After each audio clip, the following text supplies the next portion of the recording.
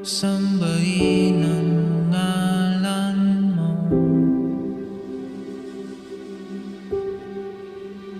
para mabuhay habang buhay sa puso't isipan mo.